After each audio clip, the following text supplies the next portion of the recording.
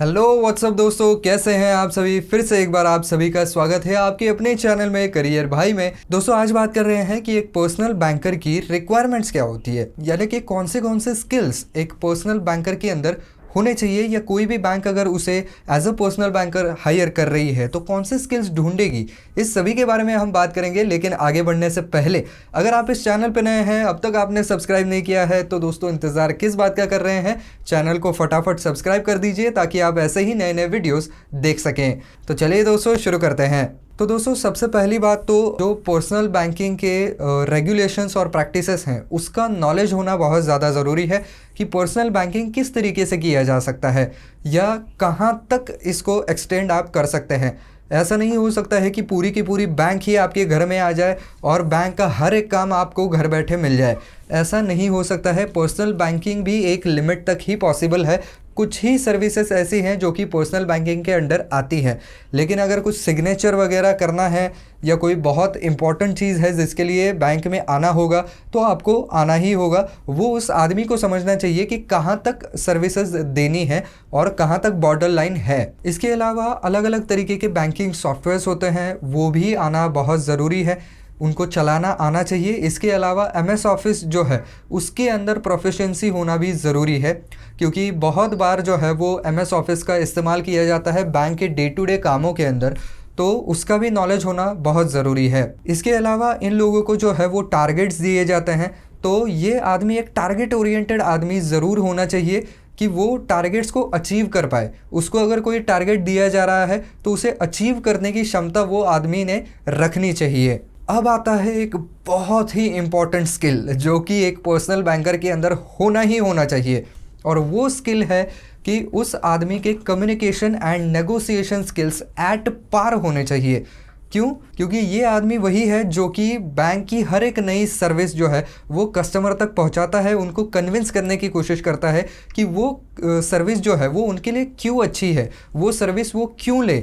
तो ये convincing power उसके अंदर होनी चाहिए। साथ ही साथ जो है वो जो पुराने कस्टमर्स हैं उनको इस तरीके से आपको एडवाइस देना है जिसके अंदर उनका भी नुकसान ना हो लेकिन बैंक का भी नुकसान ना हो। बैंक की नई नई सर्विसेज जो हैं वो लोगों तक पहुँचे, लोग उसे लें और बैंक का भी कुछ फ़ायदा हो। साथ ही साथ यहाँ पर क्रेडिट कार्ड वगैरह भी ये लोग जो हैं वो ज़्यादा से ज़्यादा प्रमोट करते हैं, तो इसके लिए नेगोशिएशन स्किल्स बहुत ज़्यादा काम में आते हैं। इसके अलावा कई बार लोगों के कुछ इश्यूज़ होते हैं, कुछ प्रॉब्लम्स होते हैं, तो उनको सॉल्व करने के लिए भी नेगोशिएशन स्किल्स बहुत काम में आते हैं। कई बार लोग जो है वो बड़ी ही अनरियलिस्टिक सी मांगे कर बैठते हैं, तो उनके साथ नेगोशिएशन करना, थोड़ा उनको जो है वो ऐसी कुछ डील देना जिससे कि उनको ऐसा लगे कि भाई हाँ हमारा भी कुछ फ़ायदा हुआ है, और फिर वो आपको जो है वो कोई नई सर्विस के लिए हामी भर दे। तो इस तरीके से जो है वो उनको नेगोशिएट करके उनको कन्विंस करना है। इसके लिए नेगोशिएशन स्किल्स और कम्युनिकेशन स्किल्स दोनों ही बढ़िया होने चाहिए। साथ ही साथ नए नए कस्टमर्स के साथ भी ये लोग जुड़ते रहते हैं, तो तब भी आपके कम्युनिकेशन स्किल्स काफ़ी काम में आते हैं, क्योंकि वो आपका पहला कॉन्वर्सेशन होता है।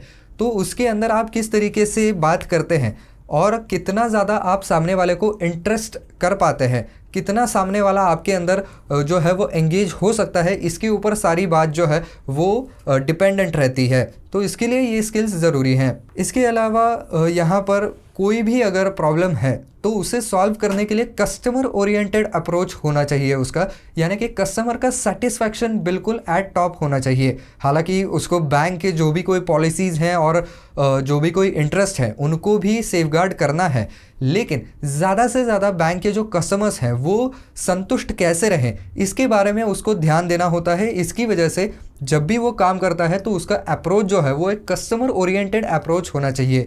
कहीं भी कस्टमर को ऐसा नहीं लगना चाहिए कि ये आदमी केवल एक बैंक का आदमी है और बैंक के फ़ायदे के लिए ही आपसे बात कर रहा है, बल्कि ऐसा लगना चाहिए कि इस आदमी को एक्चुअली आपके फ़ायदे से भी मतलब है, यानी कि आपका फ़ायदा वो करवाना चाहता है, ये सामने वाले को लगना चाहिए। अब बात करें दोस्तों यहाँ पर एक्सपीरियंस की कि क्या एक्सपीरियंस मैटर करता है, तो जी हाँ यहाँ पर एक्सपीरियंस मैटर करता है, क्योंकि यहाँ पर आपको कॉन्टैक्ट्स एक तो बहुत ज़्यादा चाहिए, तो उन कॉन्टैक्ट्स के ज़रिए ही आप नए नए अकाउंट्स ला सकते हैं या किसी को क्रेडिट कार्ड दे सकते हैं, किसी को लोन दे सकते हैं। तो इसके लिए आपका कॉन्टैक्ट और नेटवर्क अच्छा होना चाहिए। तो जिन लोगों ने इस फील्ड में पहले काम किया हुआ है, जाहिर सी बात है कि उनके कॉन्टैक्ट्स अच्छे खासे होते हैं और उनका ही इस्तेमाल करके ये लोग जो है वो बैंक का फ़ायदा करवाते हैं।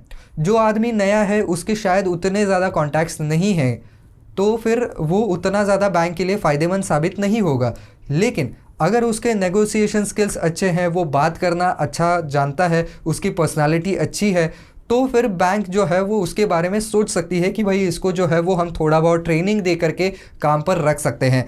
लेकिन ज़्यादातर तौर पर एक्सपीरियंस लोगों को जो है वो प्रेफरेंस यहाँ पर मिल जाता है। अब बात करें अगर एजुकेशनल क्वालिफिकेशन की कि किस तरीके के एजुकेशनल क्वालिफिकेशंस चाहिए होंगे, तो उसके ऊपर भी नज़र डाल लेते हैं। तो दोस्तों, अगर आपका बीकॉम हुआ है या आपने एमबीए कर रखा है फाइनेंस के अंदर या अकाउंटिंग के अंदर, तो बहुत बढ़िया आपके लिए बात हो जाएगी। वो आपके रेज्यूमे में एक बहुत स्ट्रॉन्ग पॉइंट बन सकता है क्योंकि आपकी वैसी शिक्षा रही है। या अगर आपने बैंकिंग से रिलेटेड ही कोई और पढ़ाई की है, फिर तो सोने पे सुहागा है, फिर आपको ज़रूर वहाँ पर प्रेफर किया जा सकता है।